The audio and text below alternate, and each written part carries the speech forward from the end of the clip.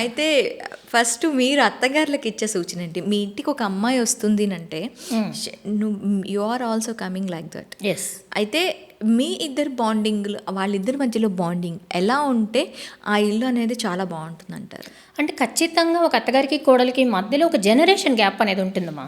ఎందుకంటే వీళ్ళ అభిప్రాయాలకి వాళ్ళ అభిప్రాయాలకి, వీళ్ళ డ్రెస్ సెన్స్కి వాళ్ళ డ్రెస్ సెన్స్ కొంచెం తేడా ఉంటుంది. బికాజ్ ఏంటంటే ఈమె కొంచెం ఎంత ఇదైనా ఈమె కొంచెం ఎక్కువగానే చదువుకొని ఉండొచ్చు ఆ కోడలు అనేది. సో వీళ్ళని ఆమె ఈ జనరేషన్ని ఆమె గౌరవించడం, ఆమె జనరేషన్ని ఈమె గౌరవించడం అనేది ఒకటి, వాళ్ళిద్దరూ ఒక అండర్స్టాండింగ్కి వచ్చినప్పుడు. రెండోది వాళ్ళ ఇష్టాలు వాళ్ళకు ఉంటాయి.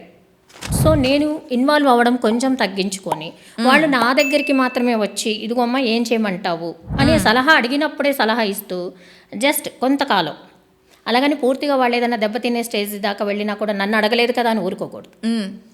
అప్పుడు ఖచ్చితంగా తను ఇన్వాల్వ్ అవ్వాల్సి ఉంటుంది. అలా కొంత వాళ్ళంతటి వాళ్ళు కూడా డిపెండ్ అవ్వకుండా ఇండిపెండెంట్గా బతకగలగడానికి ఈమె కూడా కొంచెం ఆ స్ట్రెంగ్త్ అవ్వాలి కదా వాళ్ళు కూడా. సో చూసి చూడనట్టు ఉండడం అనేది అవసరం.